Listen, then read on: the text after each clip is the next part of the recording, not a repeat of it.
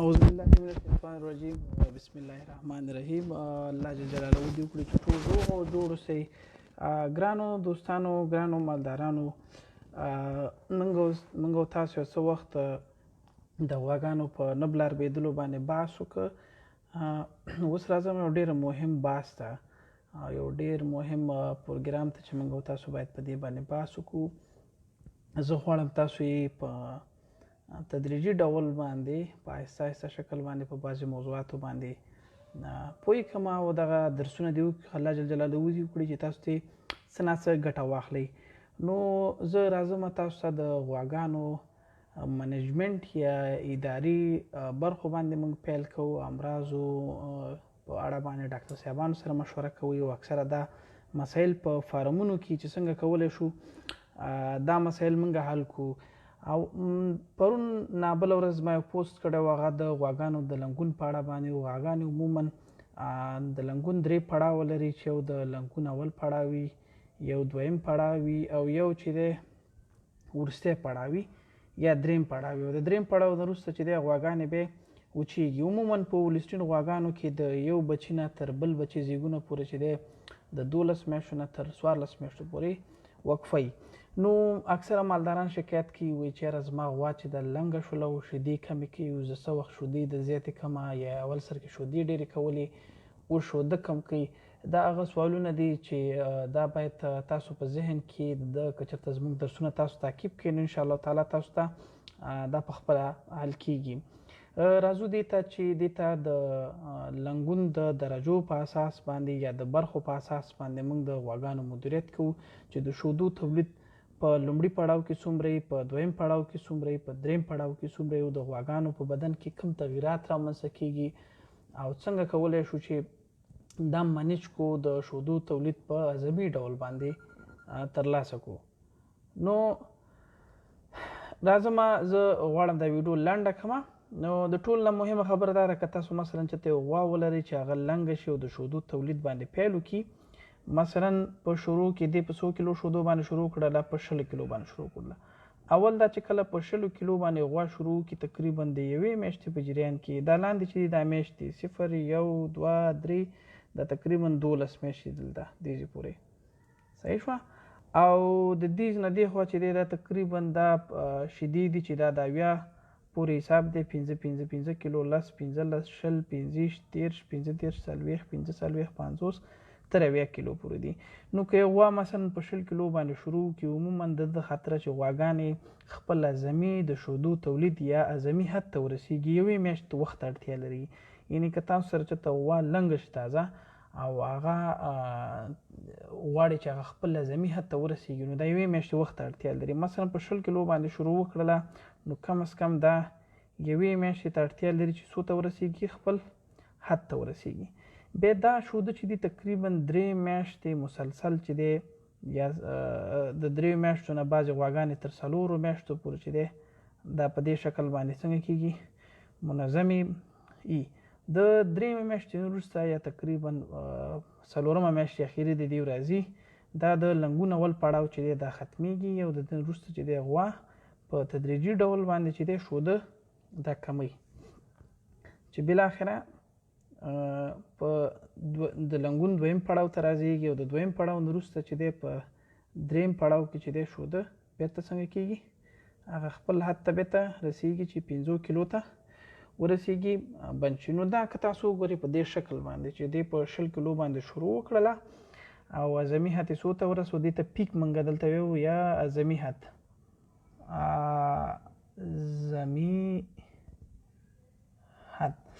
اعظمي حد ته رسیږي، نو دا اعظمي حد د دې څو شو، 40 کیلو شو، تقریبا 40 کیلو د دې څه شو، اعظمي حد شو دلته. نو 3 میاشتې مسلسل چې دی دا څنګه کیږي، دا غوا کولی شي چې په همدغه حد کې دا شیده تولید کړي. بعد د 3 میاشتو چې دی دا کې وزي، او هره میاشت تقریبا دیږي کې مثلا دا 1 میاشته، 5مه، دا 6مه میاشته، مثلا دا 8مه میاشته، دا 8مه میاشته، مثلا د 8% نه ونیسه تر 8 پورې بعض ځایونو کې کمزوري غواګانې چې هغه 12% څه کوي، د شیدو تولید کې کموالی راځي. یعنې په دې وخت کې چې دی دا د غواګانو نورمال او طبیعي حالت دی چې 3 میاشتې مسلسل چې مثلا په اوله میاشت باندې اعظمي حد ته رسیږي 3 میاشتې مسلسل همغه خپل تولید یا پیک کوي اعظمي حد باندې په همغه مقدار ته چې دا ورسېد مثلا د 0 نه 40 ته ورسېد 3 میاشتې مسلسل هم دا شوده کوي او د هغې نه وروسته بیا ښه غواګانې چې هغه د 2 نه تر 8% پورې او بعض ځایونو کې 3% او کمې غواګانې چې کمزوري هغه تر 12% پورې شکې د میاشتې شوده په تدریجي ډول باندې کموي او په خپل حد ته راکېوځي. د ده سره خوا کې چې دی غواګانې چې دی خپل وزن د ده خاطره چې شوده تولید کړي نو دوی د وزن په کمولو باندې هم پیل کړي. مثلا غواګانې که چېرته دلته دې ځای کې زیات زه به یو نقطه ونیسم اگر چې هغه د دې پورې نه حسابېږي دلته باید ما بل خط ایستلی وی خو بهرحال که تاسو زه وړاندې کړم چې مثلا که غوا چېرته دې ځای کې او دلته د ده مثلا 600 کیلو وزن وي صحیح ده نو دا به څنګه کېږي په دې شکل باندې راکېوځي داسې یعنې غوا به خپل وزن څه کوي دا به بیلي داسې صحیح ده او چې کله ځکه دلته د شودو تولید چې دی ډېر زیات دی صحیح ده او وزن چې دی د خاطره د خپل د بدن د ذخیرې څخه شي استفاده کوي د شودو د تولید دپاره استفاده کوي نو غوا وزن بیلي. کله چې 4مې میاشتې نه اخوا شي غوا بیرته د شودو تولید مخ په کمېدو باندې شي نو غواګانې بیرته څه کوي مخ د وزن په څه شي باندې شي په زیاتېدو باندې شي. دغه هغه نقطه ده تقریبا چې دلته په دې دویم پړاو کې چې په اول پړاو کې غواګانې د بدن د ذخیرې نه شوده غذایي مواد او انرژي راوباسي چې شوده پرې تولید کړي. دا چې کله دا خط تاسو ګورئ چې مثلا 600 کیلو نه راځي صحیح ده او د هغې نه وروسته مثلا څه کېږي دا بیرته په دویم پړاو کې چې دی دا وزن بیرته خپل برابري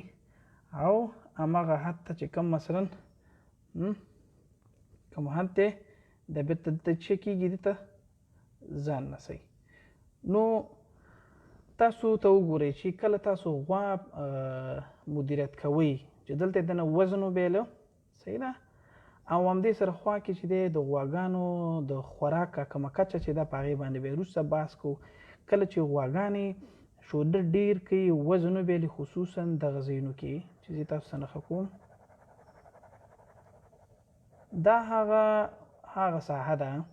چې په دې کې غواګانې د څه سره مخ کېږي د مشکلات سره مخ کېږي غواګانې پکې نه تېرېږي بلاربېدلې په مشکلاتو باندې په کیټوسس باندې وړي یعنې داسې ووایي چې د اولې میاشتې نه تر 100مې میاشتې پورې عموما تر 5مې میاشتې پورې چې دی 1.5 سل ورځې پورې چې غواګانې د بلاربوالي مشکلات دې کې راځي د نه تېرېدو مشکلات دې کې راځي. نو موږ به آهسته آهسته بیا په ده باندې بحث کوو چې څنګه کولی شو چې دغه خلا چې کومه ده یا دا کومه تشه چې ده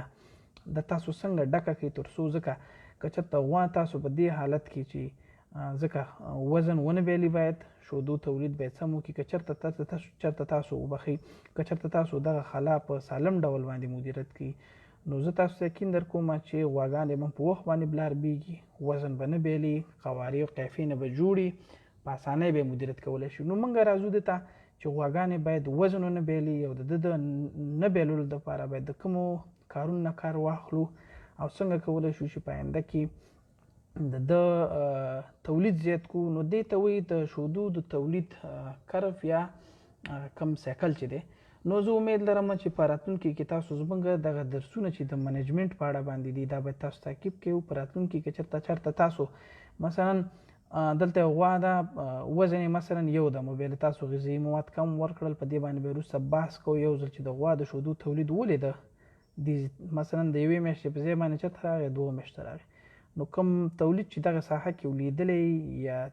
غوی تولید نه کړي شوده ونه کړي نو هغه بیا چې دی د غونډ خط چې دی د غونډ لاندې ولیږي. نو بیا په ده باندې آهسته آهسته بحث به کوو. زموږ هغه هدف دا دی چې ستاسو پوهاوی زیات کړو تر څو داسې یو ورځ راشي چې افغانستان د شودو په تولید کې د غواګانو د فارم په مدیریت کې داسې یو حالت ته ورسیږي چې ستاسو فرد بچی په دې باندې پوه شي چې غواګانې څنګه مدیریت کړو او دا باید ستاسو په ژبه باندې. نو الله جل جلاله دې وکړي چې روغ او جوړ اوسئ زموږ صفحه د سره تعقیب کې وساتئ. موږ انشاءالله تعالی زموږ نیت چې دی هغه پاک دی او د دې د خاطره چې وکولی شو تاسو سره څنګه ټولو برخو کې همکار وکړو. ومن الله توفیق. ښه وخت ته غواړم او د الله په امان.